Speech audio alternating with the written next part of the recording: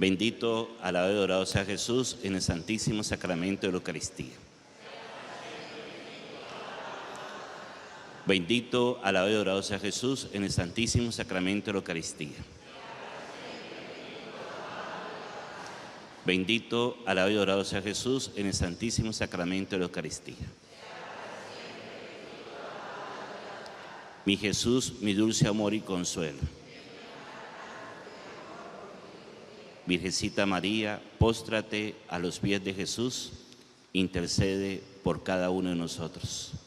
Mira el corazón de San Pío X, mira el corazón de esta parroquia, el corazón de tu siervo, de cada gente de pastoral, de los que estamos, de los que van a venir. Mira el corazón de cada uno de nosotros y ayúdanos con tu bendición, con tu compañía, con tu intercesión.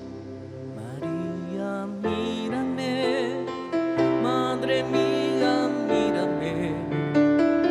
Si tú me miras, Él también me mirará.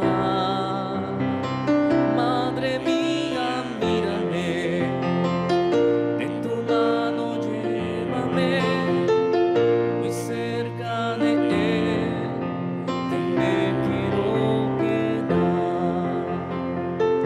María, cúbreme con tu manto, Aquí estamos. que tengo miedo, no sé rezar, que por tus ojos misericordiosos tendré la fuerza, tendré la paz. Vamos a ponernos de pie, pon la mano en el corazón y digámosle a Jesús en la Eucaristía: en este día vengo ante ti, Señor. Querido hermano, en el apostolado que estás prestando en la parroquia, queridos agentes de pastoral, los catequistas, los nazarenos, los caballeros, las damas de Cristo, la Legión de María, los proclamadores de la palabra, los monaguillos, los catequistas, los ministros, ministras de la comunión, los diferentes grupos que hay en esta comunidad parroquial y en toda nuestra diócesis, digámosle hoy: vengo ante ti, Señor. Vengo a prepararme, vengo a formarme, vengo a entregarte mi corazón, mis necesidades. Tú me conoces, Señor. Dile a Jesús: Vengo ante ti para adorar, para entregar mi corazón. Aquí estamos como comunidad parroquial en esta diócesis de Cúcuta. Te entrego el corazón del obispo, de Monseñor José Libardo Garcés, el corazón de cada parroquia, de cada sacerdote, de cada gente de pastoral. Vengo ante ti, Señor. Vengo ante ti para adorar, Para entregar mi corazón. Solo ven, Espíritu Santo. Y bendice los agentes de pastoral en el lugar que se encuentra, en la situación que esté, en nuestra diócesis de Cúcuta, en nuestra iglesia universal. Solo ven a tocar el corazón de cada uno de nosotros. Venimos a esta formación porque queremos que el corazón se encienda como el corazón de los discípulos de Maús. No ardía nuestro corazón cuando nos daban la catequesis. Queremos sentir el amor, queremos sentir el fuego, el deseo de servir, de hacer tu santa voluntad, Señor. Levanta tus manos en actitud de súplica y pide la presencia del Espíritu. Que el Espíritu venga a tu vida. Dile: solo ven a mí, Señor, y lléname de ti. Ven a mí. Dilo a gente de pastoral, querido hermano: solo ven.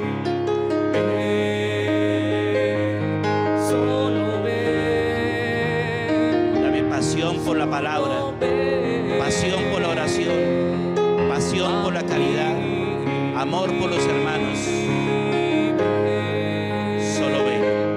Solo ven, solo ven a mí. Dile, ven Espíritu de Dios, toca mi corazón, Ven Espíritu de amor, transforma mi corazón. con tu presencia, corazón Con tu ardiente. presencia. Toca los corazones de los agentes de pastoral. Ven y cambia mi vivir. Apodérate. Apodérate de mí. Renuévame. Ven a renovar, Señor, la pastoral de San Pío. Ven a bendecir. Solo ven. Ven a renovar la pastoral en la diócesis de Cúcuta. Solo ven. Bendice el Padre Daniel Bolívar, vicario pastoral. Solo ven, Señor, sobre todas las pastorales, sobre todos los apostolados, los movimientos, y haz maravilla en esta diócesis de Cúcuta. Amén y amén. Dale un aplauso al Señor.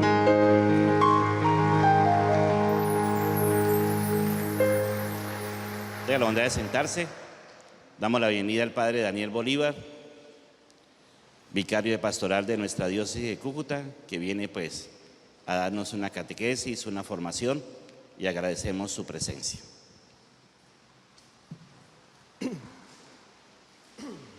Agradezco al Padre David por la invitación, por este espacio que vamos a compartir en la preocupación por la pastoral de nuestra diócesis de Cúcuta y específicamente de nuestra parroquia San Pío X. ¿Qué significa pastoral? Significa simplemente hacer las veces del pastor, llamados precisamente como Jesús a pastorear. Y toda acción de la iglesia es una acción pastoral, es una acción evangelizadora. Toda acción de la iglesia, toda acción que realizamos nosotros debe ser una acción evangelizadora, al modo de la preocupación del buen pastor, que ante la pérdida de la oveja, ¿qué es lo que hace? Uno sufre por la oveja que se pierde. Y ese sufrimiento por la oveja que se pierde lo hace arriesgarse. ¿Y por qué se arriesga? Porque deja las 99 y se va a buscar la que se perdió. Y es lo que nosotros en la acción pastoral debemos realizar: sufrir por el que no está, por el que empezó a creer distinto, o por el que nunca ha creído, o por el que nunca le han hablado. Sufrir por el que se fue. No es como el antiguo que decían: lo que esté flojo que se caiga. La acción pastoral, la acción del corazón del pastor, es precisamente el sufrimiento por aquel que se fue, por aquel que no está. Y eso no está en Afganistán, no en África o en Australia. ¿Está dónde? En nuestras propias casas, en aquellos que no vienen a misa, en aquellos que creen distinto, en aquellos que nos critican porque vamos a misa o servimos en la iglesia, aquellos que les fastidia que recemos el rosario, que hablemos de Dios, que hablemos de la vida. Entonces la acción y el corazón del pastor es sufrir por el que no está, sufrir por el que se fue, por el que se perdió. Y más que un juicio, lo que hace el corazón del pastor, que es, al sufrir, arriesgarlo todo. Y ahí es donde entramos nosotros en la acción pastoral, porque lo que realiza la acción, la iglesia en su acción pastoral, no solamente es sufrir como el buen pastor, es también arriesgarlo. Y arriesgarlo implica la búsqueda de estrategias para poder responder a los desafíos y a las acciones que pueden hacer que atraigamos a aquellos que se han ido. Y entonces ahí entra toda la acción pastoral de la iglesia, la acción pastoral de la parroquia. Y cada parroquia tiene una personalidad diferente, cada parroquia tiene una acción diferente, una fuerza y un dinamismo diferente, porque cada parroquia responde a un contexto social, cultural, económico, religioso, familiar, particular, que hay que conocer. Y como agentes de esta pastoral tenemos que conocer bien nuestra comunidad, nuestros sectores, las potencialidades, las cosas a favor, las cosas que nos pueden jugar en contra, las debilidades, no para ser indiferentes a las problemáticas, sino al contrario, para responder afectivamente y efectivamente a esas problemáticas. Con esta introducción yo les propongo que iniciemos el encuentro sensibilizándonos. Cada uno de nosotros como agentes de pastoral estamos trabajando no en función a título personal, sino que al ser catequista, al ser ministro de comunión, al ser nazareno, al ser del grupo de San José, al ser del EPAP, etcétera, etcétera, al ser de cada uno de estos grupos, cada uno está respondiendo para ser el corazón, la boca, las manos, la mente, el espíritu del buen pastor. No es a título de David o a título de Daniel o a título de fulano de sutano. Es que Dios se vale de la acción de cada uno de los agentes de pastoral para llegar según el carisma y según la acción pastoral a alguien. El catequista, del catequista se sirve Dios para llegar al niño de primera comunión, para llegar al joven de confirmación.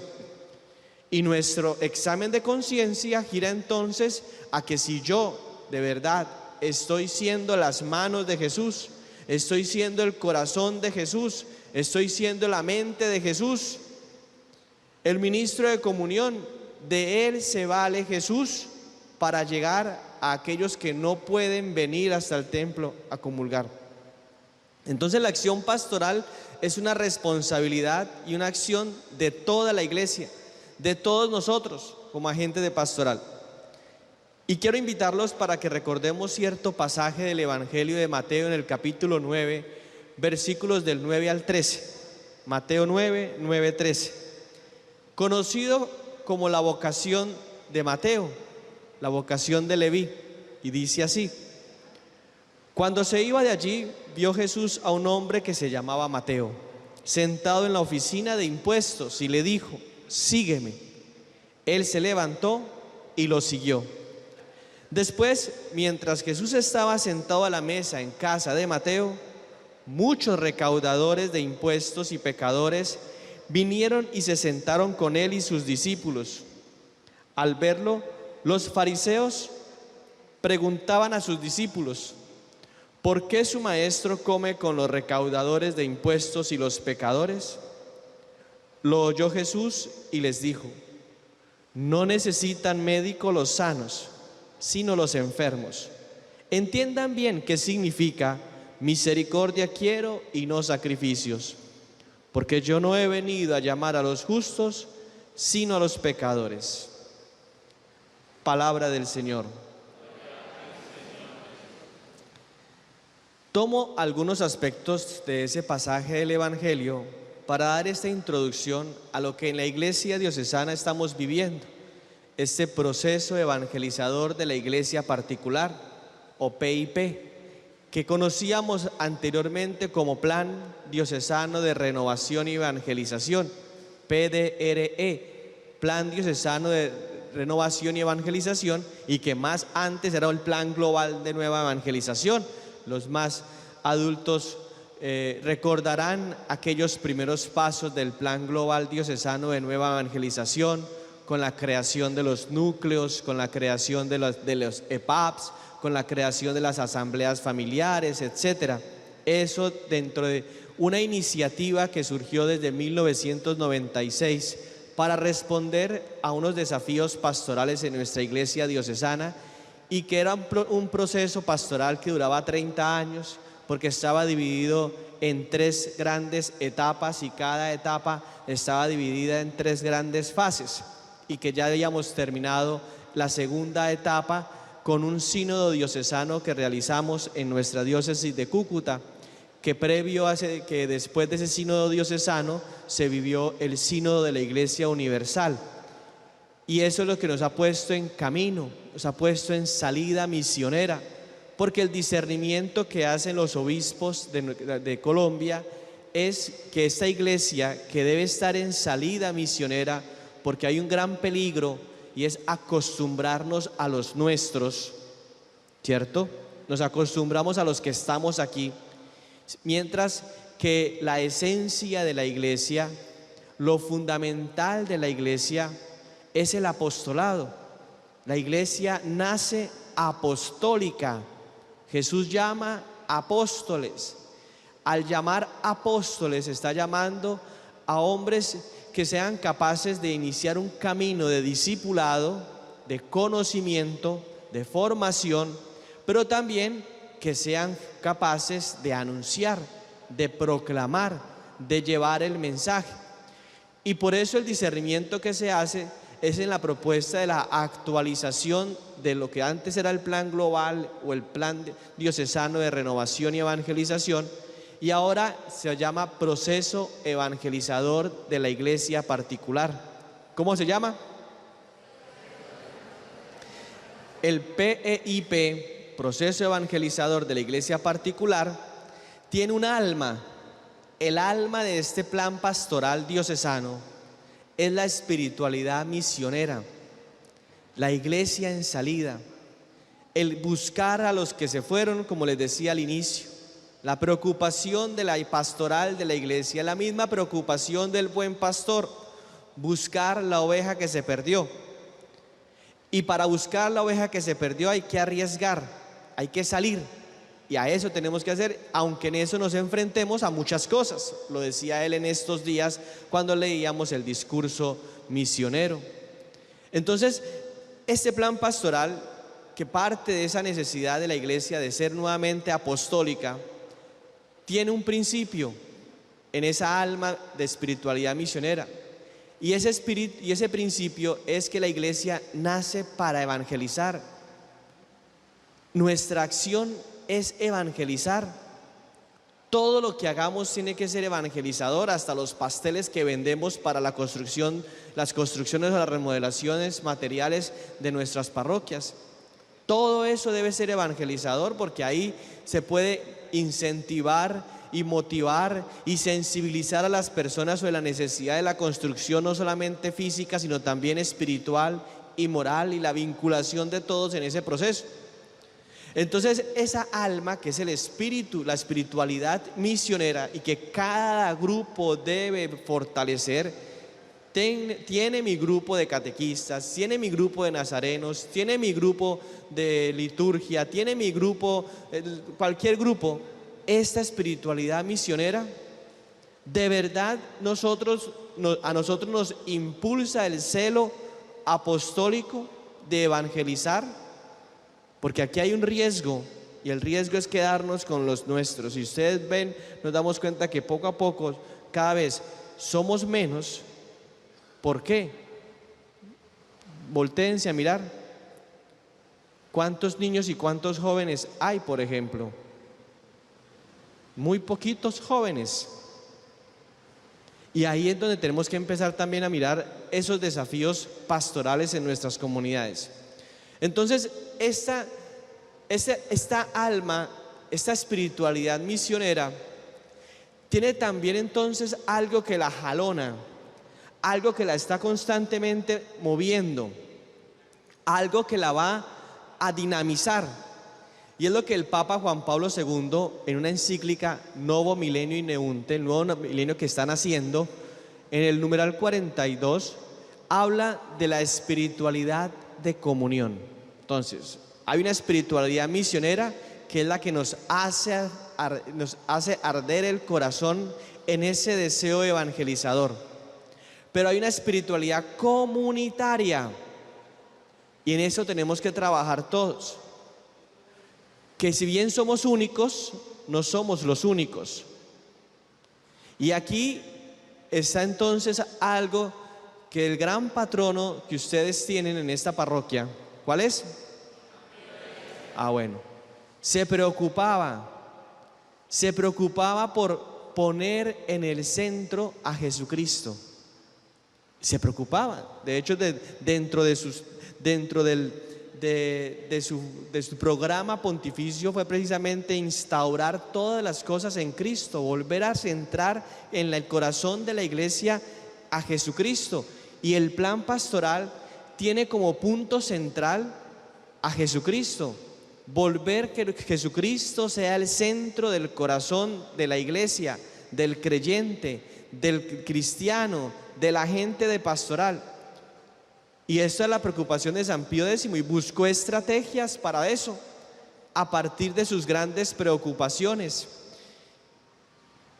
Esta espiritualidad comunitaria nos va a llevar en una premisa importante, y es valorar siempre lo positivo del otro.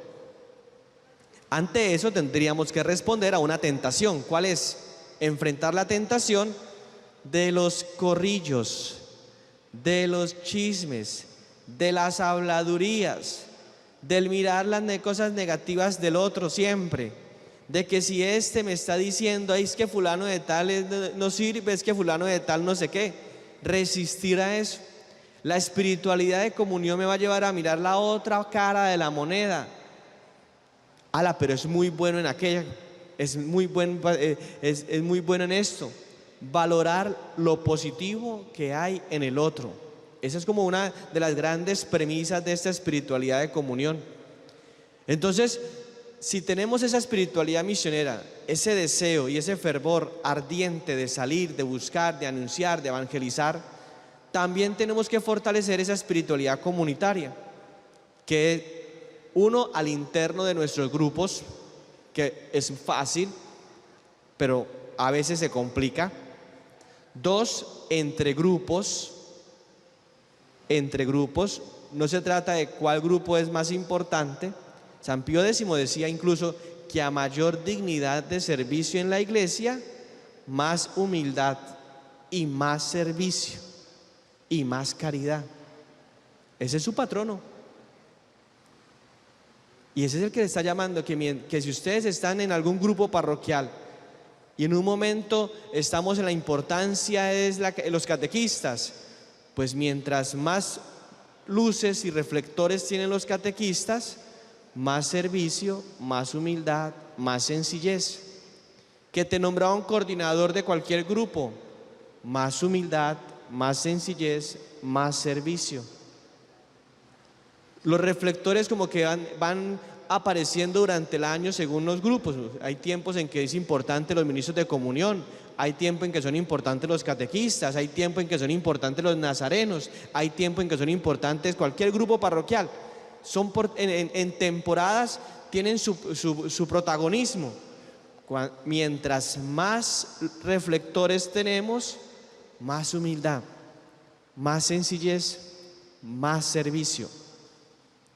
Por eso este plan pastoral gira en torno a centrar nuevamente nuestra vida en Cristo. En el centro está Jesucristo. De Jesucristo nosotros vamos a comprender, según el Evangelio, dos formas de mirar desde Jesucristo y desde el Evangelio que hemos escuchado. Dos formas de mirar.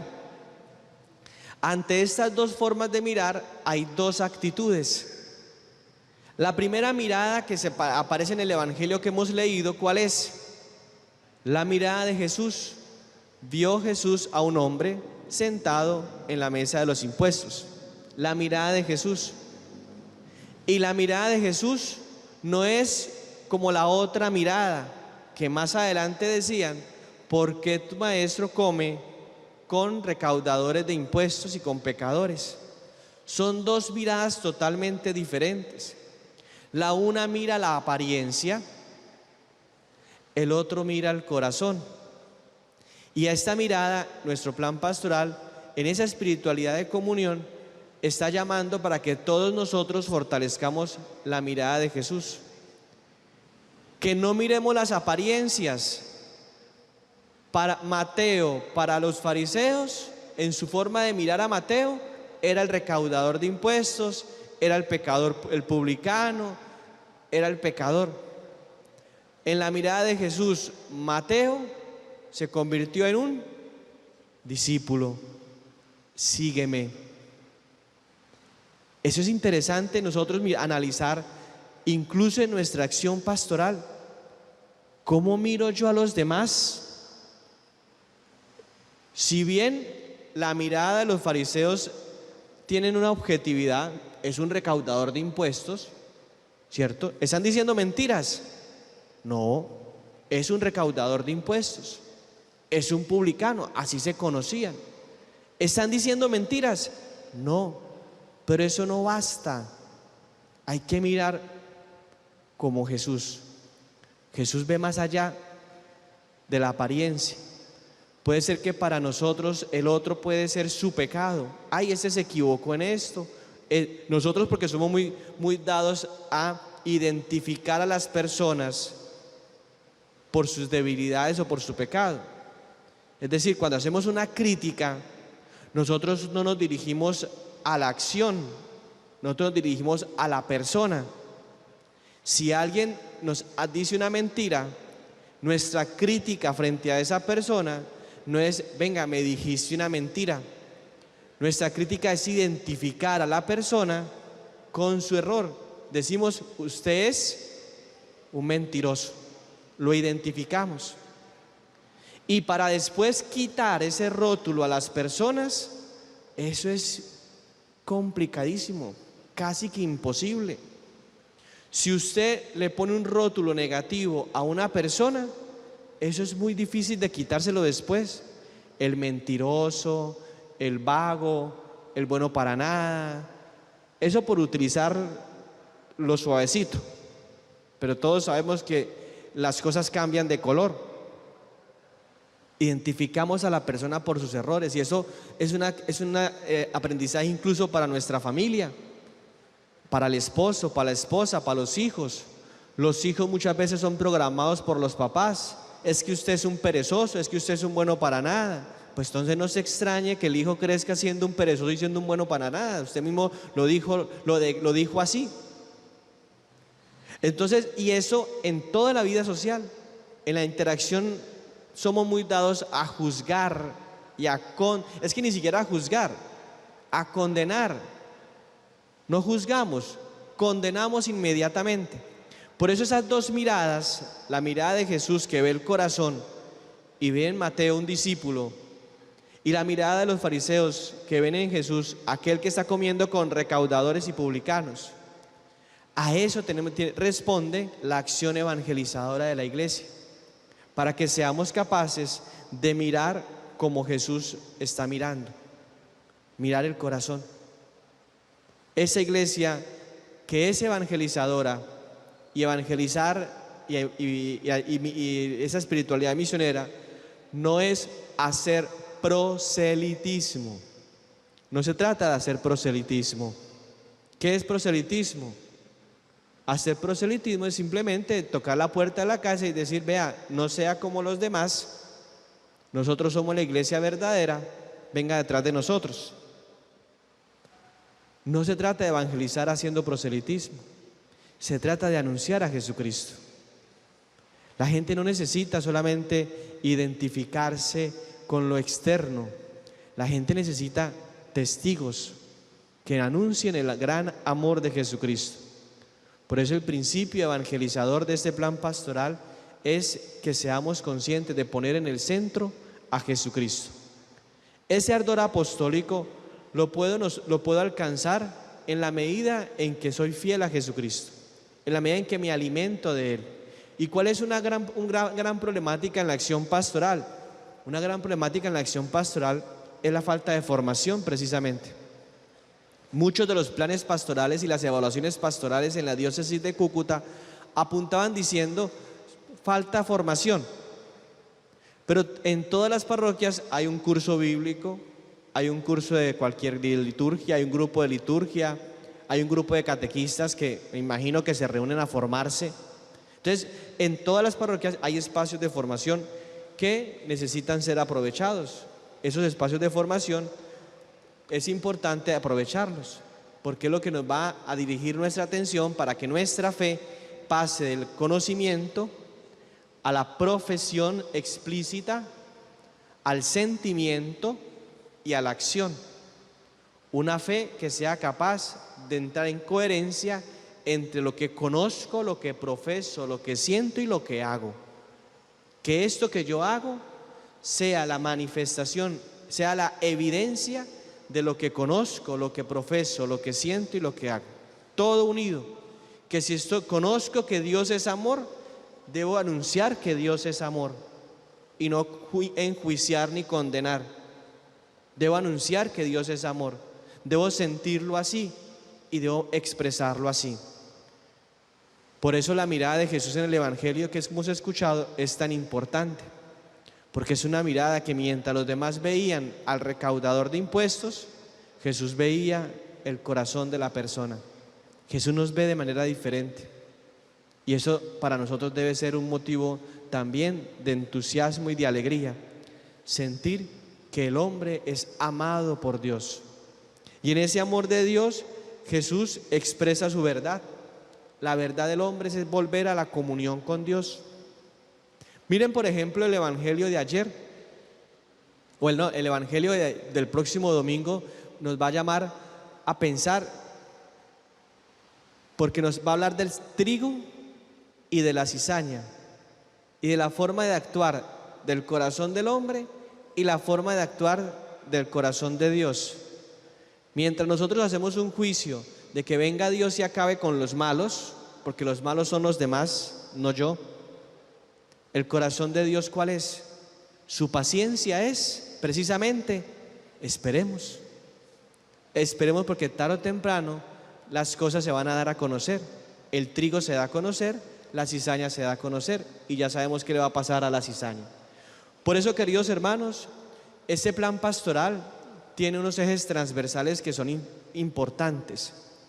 El primer eje transversal es el querigma, es decir, ese anuncio, ese levantarnos a decir: Jesucristo muerto y resucitado es la manifestación concreta del amor, porque tanto amó Dios al mundo que envió a su Hijo único para que todo el que crea en Él tenga vida eterna. Entonces, ¿cuál es el primer eje transversal? Querigma, ese anuncio de Cristo muerto y resucitado, ese anuncio de la esperanza de la salvación, ese anuncio de la comunión en la cual cabemos todos, el querigma. Al querigma le sigue un segundo eje transversal de nuestro plan pastoral, y es la catequesis, que no es solamente la catequesis presacramental que conocemos para la primera comunión y primera confesión o para la confirmación, que la catequesis es el proceso por el cual yo crezco en la formación y en el conocimiento de Dios, y que esa catequesis me va a llevar a madurar en la fe, para que esa catequesis me impulse a un tercer eje transversal de nuestro plan pastoral. Y ese tercer eje transversal va a ser el deseo de una formación permanente. La gran tentación del católico es: ya lo sé todo, ya lo conozco todo, no me interesa más nada. No, ese celo apostólico que llevó siempre a San Pío X a sentirse humilde y sencillo incluso en su conocimiento, porque casi que muchos decían: él no sabe nada porque así se da a conocer. Pero era un hombre brillantísimo, tanto que reformó el catecismo, reformó el Código de Derecho Canónico, reformó muchas cosas al interno de la iglesia, la curia romana, enfrentó las herejías del momento modernistas, en fin, respondió intelectualmente a los desafíos, y para eso es importante ese tercer eje transversal. ¿Cuál era? Tercero. Primero, querigma. Segundo, catequesis. Tercero, formación permanente. Para dar inicio a un cuarto eje transversal: las comunidades eclesiales misioneras. ¿Qué es una comunidad eclesial misionera? Pues es la reunión de un grupo de personas que viven su fe y que viven su sentir como iglesia, y que esta comunidad eclesial misionera se forma, ora junta, se forma, comparte, crece en la fraternidad y anuncian por su forma de vivir, pensando incluso en ese Hechos 2:42, se reunían, eran asiduos a la enseñanza de los apóstoles, eran asiduos a la fracción del pan, al compartir sus bienes, etc. Esa es una comunidad eclesial misionera, que es la manifestación, como la expresión concreta de lo que hemos venido viviendo. 4 ejes transversales hasta el momento. Primero, querigma. Segundo, catequesis. Tercero, formación permanente. Cuarto, comunidades eclesiales misioneras. Quinto, la liturgia. La Dei Verbum dice que el cristiano se alimenta de 2 mesas, la mesa de la palabra y la mesa de la Eucaristía. La liturgia es la cumbre y la fuente de donde nace nuestra identidad cristiana. Por eso es importante cuidar la liturgia, cuidar la celebración. La fidelidad y la comunión está en la liturgia también. Entonces, este quinto eje transversal es importante para alimentar nuestra fe y nuestra identidad. ¿Cómo es tu oración? ¿Cómo es tu celebración litúrgica, tu participación en la liturgia? Así será nuestra vida cristiana. Si nuestra oración es superficial, pues nuestra vida cristiana será superficial. Si nuestra participación en la liturgia es superficial, nuestra identidad cristiana será superficial. De eso se trata. El Papa Francisco esos días decía, ¿no? Si sales de la Eucaristía igual o peor de lo que entraste, algo no está bien. Porque mucha gente en la Eucaristía viene y se va igual, peor. Entonces es importante dejar que la liturgia toque nuestro corazón y nuestra vida y transforme poco a poco nuestra existencia. ¿Cuántos ejes transversales hay hasta el momento? 5. Falta un 6.º eje transversal. Nos falta la caridad. Nos falta esa dimensión misionera que no podemos olvidar. El sentir las necesidades del otro, el ayudarnos mutuamente. No es solamente el que pasa por nuestra puerta pidiendo mercado. A veces las necesidades están tan cercanas en el mismo grupo de agentes de pastoral.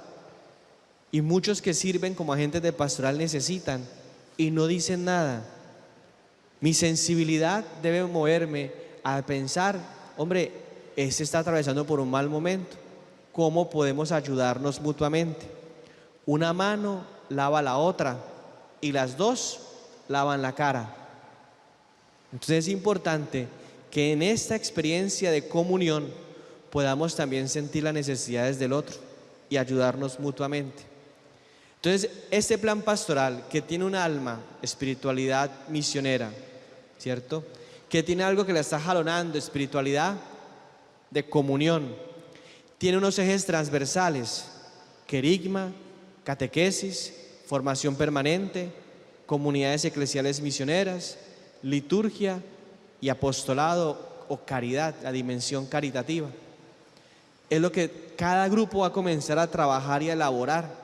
En su plan pastoral parroquial debe aparecer el anuncio de Jesucristo, debe aparecer su formación, debe aparecer cómo viven la espiritualidad de comunión, debe aparecer cómo viven su espiritualidad misionera, cada uno con la particularidad que tiene, y debe aparecer la celebración litúrgica, debe aparecer esa dimensión caritativa y pastoral.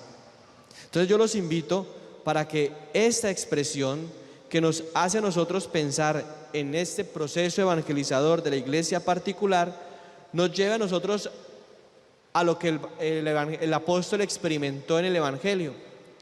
¿Qué hizo el apóstol cuando Jesús lo llamó? Se suscitó un movimiento. ¿Cuál? Lo invitó a su casa. Y ese movimiento lo suscita a una meta. ¿Cuál? Conversión.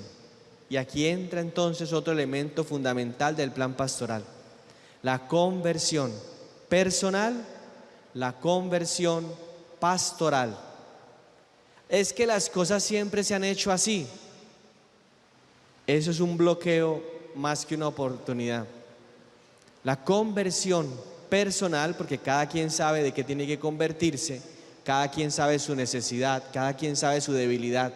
No porque no cometamos el mismo pecado, no quiere decir que no seamos todos pecadores, pero cada quien vive todos los días la lucha con sus propias debilidades.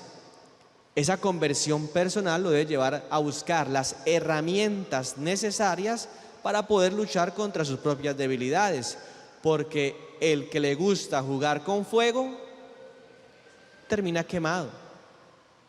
Y a veces en nuestra vida cristiana nos gusta jugar con fuego y eso nos hace quemarnos constantemente. Ser humano no es no caer, o como dicen, es que soy un ser humano y pequé y caí. No, ser humano no es caerse, no es tropezarse. Ser humano es levantarse, porque ser humano siempre es la oportunidad de comenzar de nuevo. Eso es ser humano, de caminar de nuevo. No es tanto la piedra la que nos hizo tropezar, es mi cabeza testaruda de no quitar la piedra, de enamorarme de la piedra y caer constantemente en ese. Entonces, esta conversión personal me lleva a ese discernimiento, y la conversión pastoral me lleva a mí a estar en ese continuo examen de las circunstancias para poder adaptarme a las circunstancias.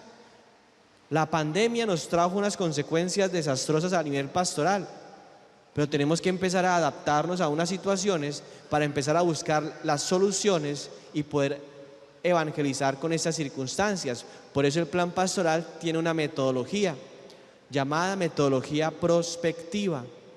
¿Qué es metodología prospectiva?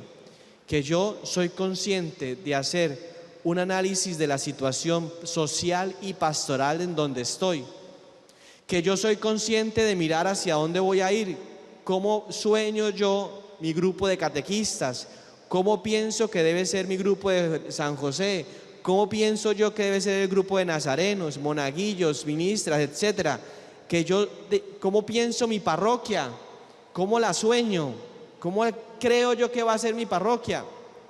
Al ser conscientes de esta realidad y al ser conscientes de ese elemento iluminativo, yo hago un discernimiento para mirar cómo hago de pasar de este punto a ese punto. Y hacer ese discernimiento evangélico me va a llevar a mí a buscar las estrategias y los medios y los pasos que debo hacer para poder llegar allá. Porque el que no sabe para dónde va, cualquier camino le sirve. Pero si sabemos que vamos para tal parte, yo busco la vía directa, lo más derechito, hasta el medio de transporte más eficaz, la carretera que no esté tan bloqueada ni tan destapada. Yo tengo que conocer. Para poder llegar de aquí y llegar a Unicentro, por ejemplo, yo tengo que saber que de pronto las Américas está tapada, que de pronto esa vía no me sirve, busco estrategias, planifico, programo, busco estrategias para poder llegar a donde quiero llegar. Punto de partida, punto de llegada, discernimiento para elaborar la estrategia y los pasos metodológicos que voy a hacer para pasar de esto que quiero cambiar a esto que quiero llegar, ¿sí? Esa sería una metodología prospectiva que nos llevan a buscar los elementos constitutivos y a fortalecer esos elementos constitutivos al interno de nuestra acción pastoral. Entonces yo los invito para que esta reflexión que hicimos sea una reflexión que nos lleve a pensar. No es tanto para analizar y decir vamos a cambiar todo, no. Es para evaluar y valorar lo positivo del camino que hemos llevado y para mirar hacia dónde tiende nuestra acción pastoral. Que Dios asista a través de la intercesión de San Pío X, que supo combatir las dificultades del momento, que supo enfrentar los miedos de la guerra, que supo dar esos primeros pasos de la gran renovación y del gran cambio de la iglesia. Que también nosotros podamos sentirnos como Mateo y llamados a abrir nuestro corazón y nuestra vida para que nuestro testimonio atraiga a otros a Él. Gloria al Padre, al Hijo y al Espíritu Santo.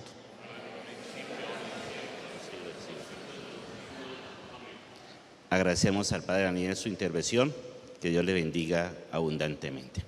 Vamos a ponernos de pie. Y la Madre Teresa de Calcuta le decía a Jesús: corazón ardiente, arde en mi corazón. Cuando el corazón está encendido, vemos las necesidades, servimos, colaboramos. Cuando el corazón está apagado, viene la indiferencia, la apatía, nada nos importa, conmigo no se metan, a mí no me digan nada, yo no le digo nada a nadie. Pero cuando el corazón está encendido, como el corazón de la Virgen, María Santísima, cuando se dio cuenta que Isabel necesitaba de ella, fue corriendo a la montaña a servir a Isabel. Vamos a poner la mano en el corazón y digámosle al Santísimo: ¿cómo volver a ti? ¿Cómo volver al primer amor, a la experiencia que hizo que yo hiciera un agente pastoral, que hizo que yo me comprometiera con la parroquia, con la diócesis? Pero ha pasado el tiempo y estoy cansado, estoy fatigado. De pronto he tenido dificultad con algún párroco, con el compañero. Dile a Jesús hoy, al renovar esta experiencia: ¿cómo volver a ti? ¿Cómo volver a ti? ¿Cómo volver a ti? Bendito seas. Dile a Jesús: ¿Cómo volver a ti?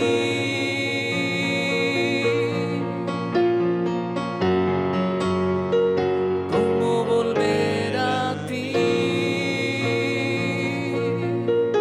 dile, muéstrame el camino, Muéstrame el camino, dame el discernimiento. Jesús. Muéstrame el camino, Jesús, en este servicio, en esta Y postura. háblame, Señor, otra vez. Estaba muy lejos de ti, solo y aturdido estoy, quiero oír tu voz. Háblame, Señor. Háblame, Señor. ¿Cómo volver a ti?